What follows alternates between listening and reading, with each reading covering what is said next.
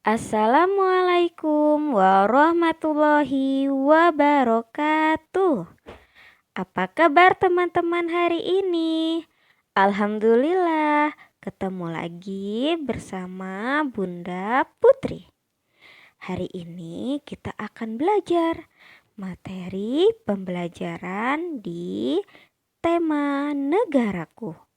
Subtemanya lambang negara. Di materi pembelajaran sentra rancang bangun. Alhamdulillah teman-teman, kita akan belajar pembelajaran yang pertama, yaitu kita akan berdiskusi beragam kebudayaan khas di setiap provinsi Indonesia. Hari ini kita akan menonton video tentang apa saja kebudayaan khas di setiap provinsi Indonesia. Selamat menonton ya sayang ya. Beragam kebudayaan khas setiap provinsi di Indonesia. Indonesia adalah negara kepulauan.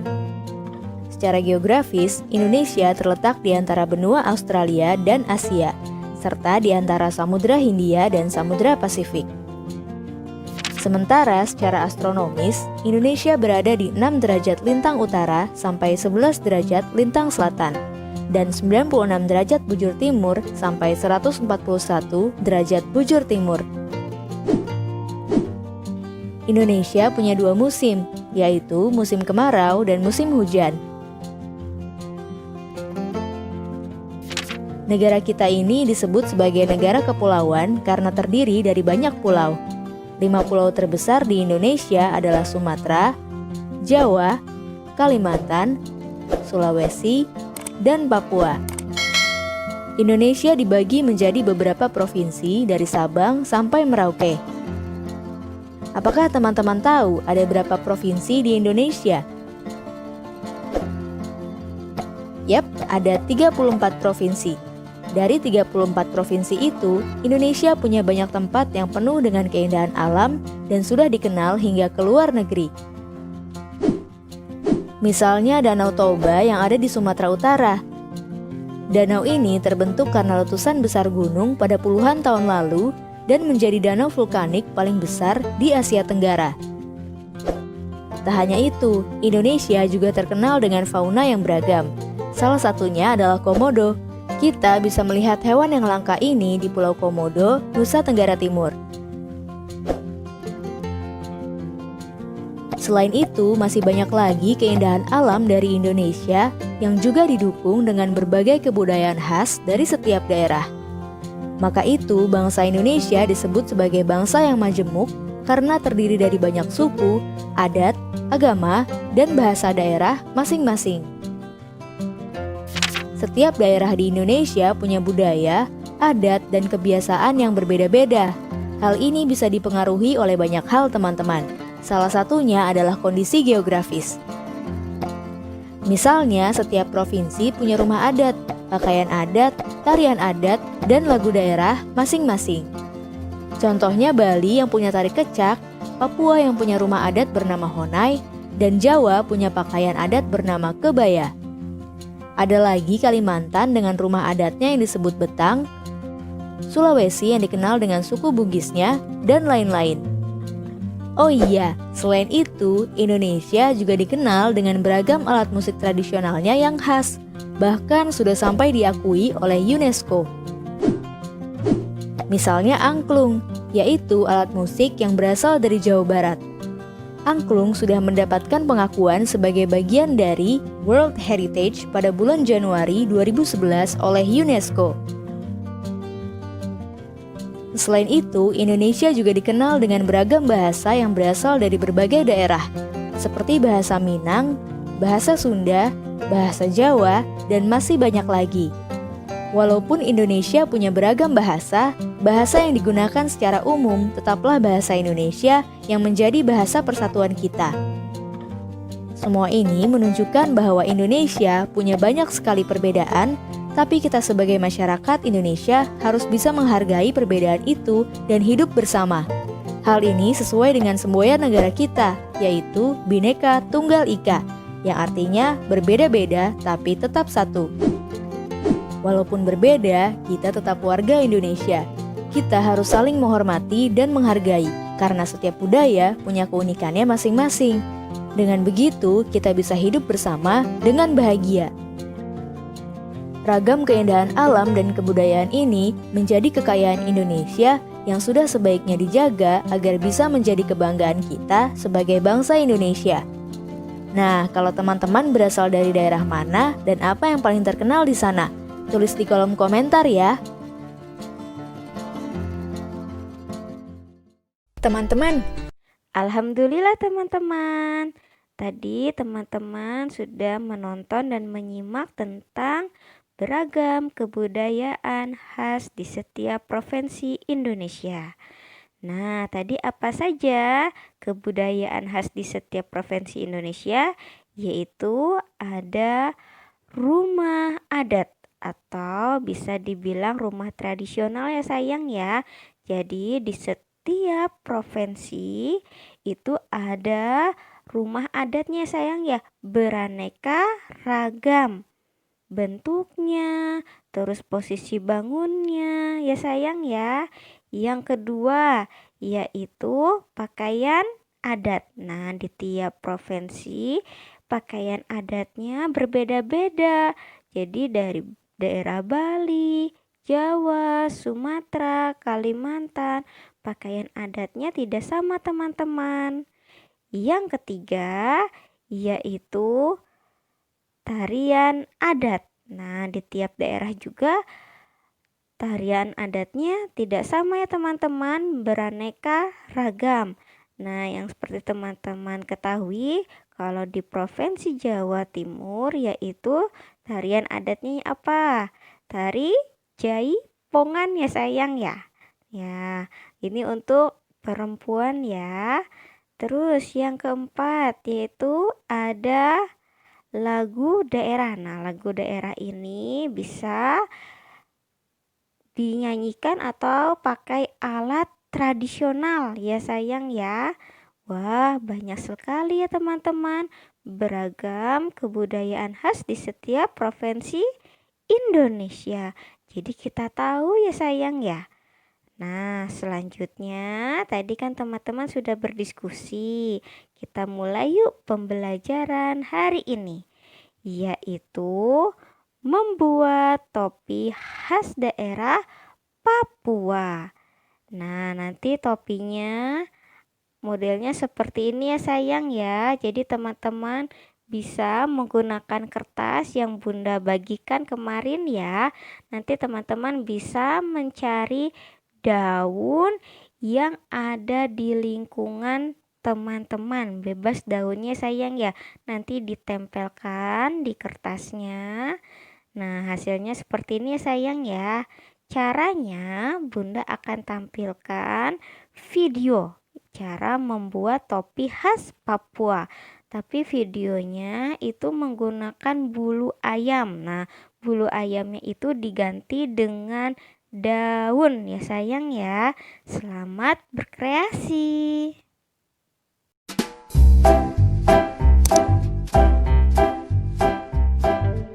Topi hias dari bulu ayam.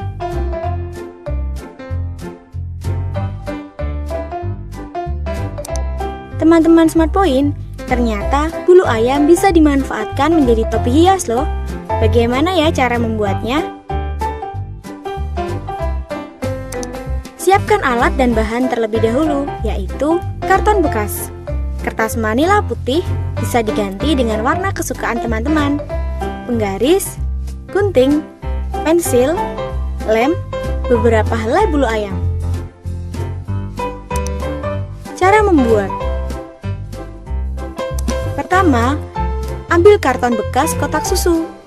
Buatlah pola persegi panjang dengan ukuran panjang sesuai dengan lingkar kepalamu. Gunting persegi panjang tersebut.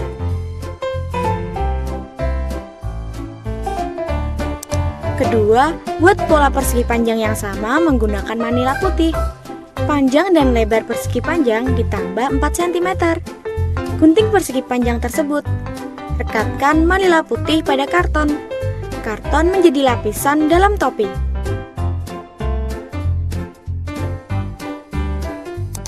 Ketiga, tempelkan beberapa helai bulu ayam pada bagian dalam topi.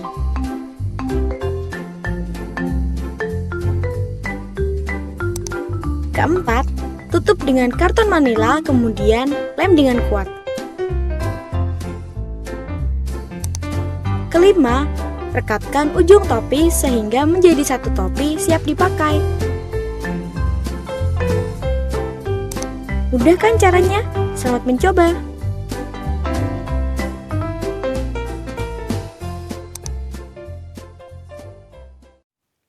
Alhamdulillah teman-teman, tadi kita sudah berdiskusi ya sayang ya. Nah, sekarang kita memasuki pembelajaran selanjutnya ya, yaitu mengenal tinggi rendah gambar tugu dan tulislah angkanya. Sebelum kita belajar mengerjakan worksheet ya sayang ya, Bunda akan mengenalkan tugu pahlawan yang ada di daerah Malang, sejarah berdirinya alun-alun Tugu Malang ya sayang ya. Jadi nanti teman-teman bisa menyimak videonya sebelum mengerjakan worksheetnya. Ya sayang ya, selamat menonton.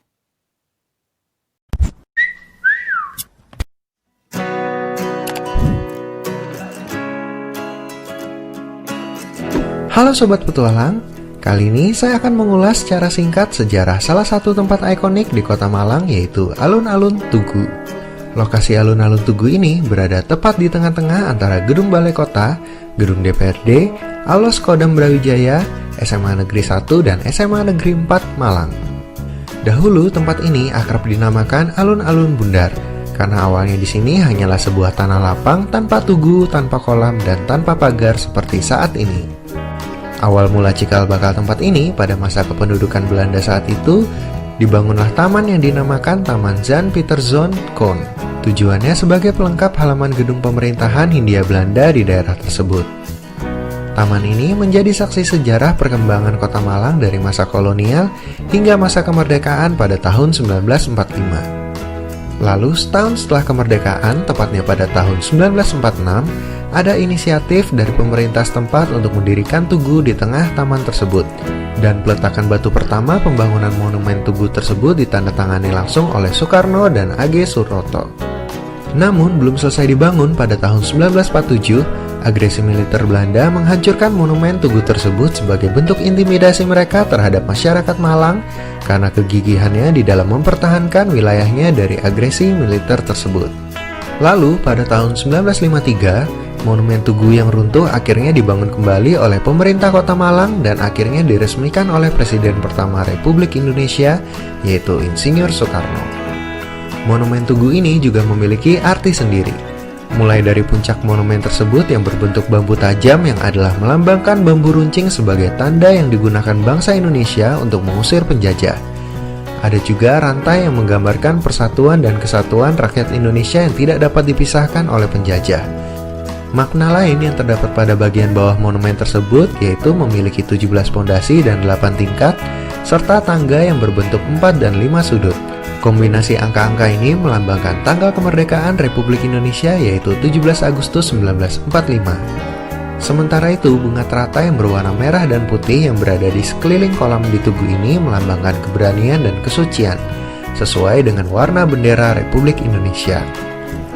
Saat ini, alun-alun Tugu menjelma menjadi sebuah taman yang cantik dan indah. Berbagai tanaman dan ornamen bunga melengkapi keindahan taman ini. Oleh karena itu, beberapa peraturan juga semakin diperketat agar taman ini bisa terus terjaga keindahannya.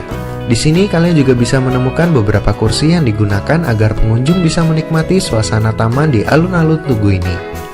Dan apabila kalian perhatikan, di beberapa kursi juga terdapat catatan arti atau makna dari monumen Tugu tersebut. Suasana keindahan taman di alun-alun Tugu ini tidak hanya kalian bisa nikmati pada saat siang hari, tetapi juga semakin mempesona saat malam hari. Oke deh, mungkin sekian dulu sejarah singkat dari alun-alun Tugu Kota Malang ini.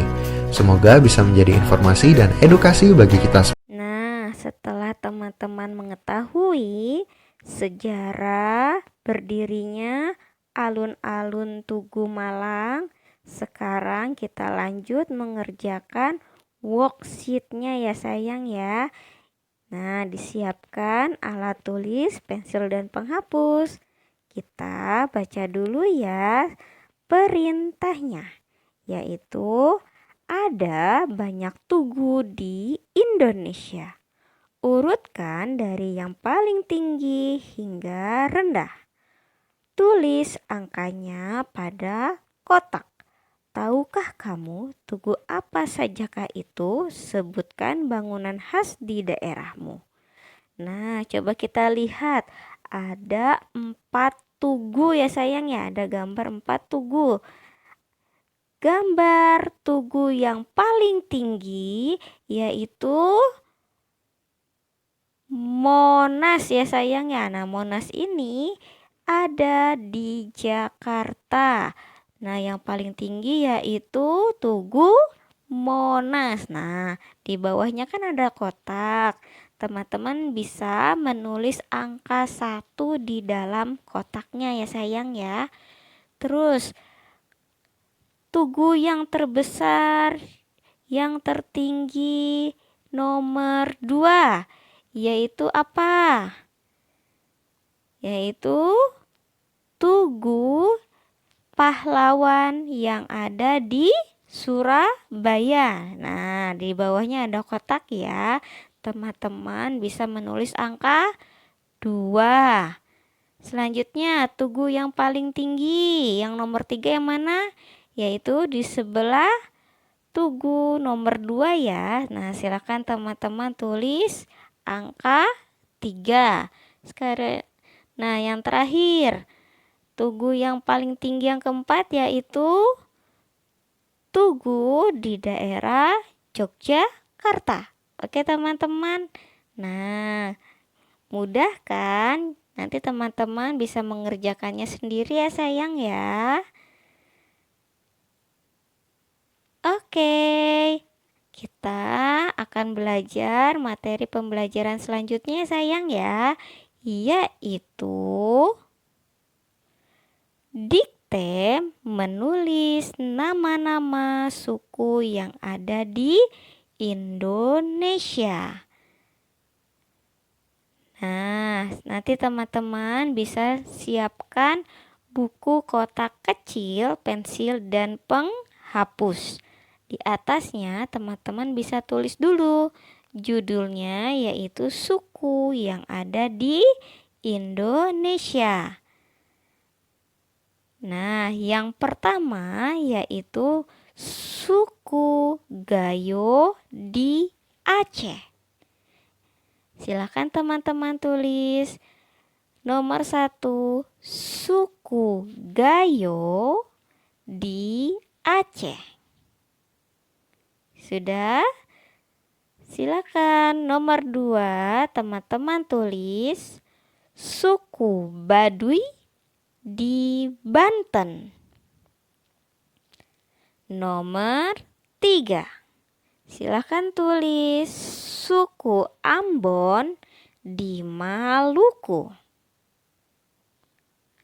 Nomor 4, silakan tulis suku Minang di Sumatera.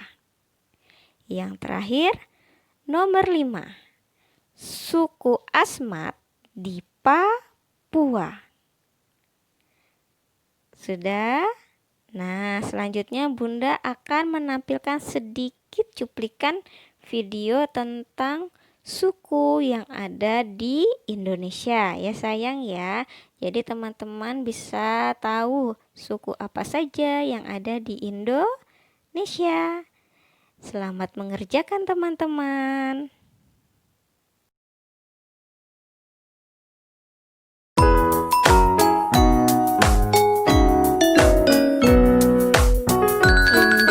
Indonesia terdiri dari pulau-pulau beragam suku dan budayanya. Ada suku modern, sukanya main game.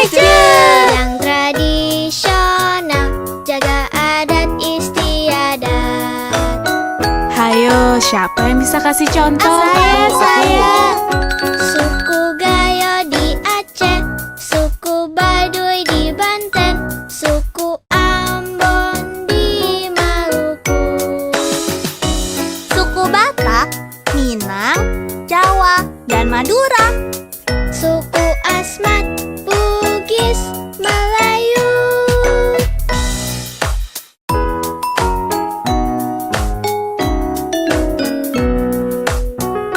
Tiap suku memiliki macam-macam budaya, baju, lagu, tarian, dan bahasa. Alhamdulillah teman-teman, tidak terasa kita memasuki pembelajaran yang terakhir, yaitu mengerjakan worksheet memiliki toleransi terhadap sesama. Nah, silakan teman-teman siapkan worksheetnya, pensil, penghapus, serta krayon ya sayang ya. Sebelum teman-teman mengerjakan, teman-teman membaca dulu perintahnya, yaitu Alif dan Anissa punya banyak teman. Lengkapi asal mereka. Warna hijau baju anak dari Sumatera. Warna kuning baju anak dari Kalimantan. Nah, di sini ada gambar anak laki-laki dan anak perempuan. Anak perempuan itu bernama Rini. Aku Rini. Aku dari huruf depannya huruf S. Berarti Sumatera. Nah, kalau Sumatera, teman-teman warnai gambar anak perempuannya menggunakan warna hijau ya sayangnya, krayon warna hijau. Jangan lupa teman-teman tulis asal daerahnya, yaitu Sumatera ya sayang ya, itu ada di bawahnya di dalam lingkaran. Selanjutnya yaitu aku Ali, aku dari K.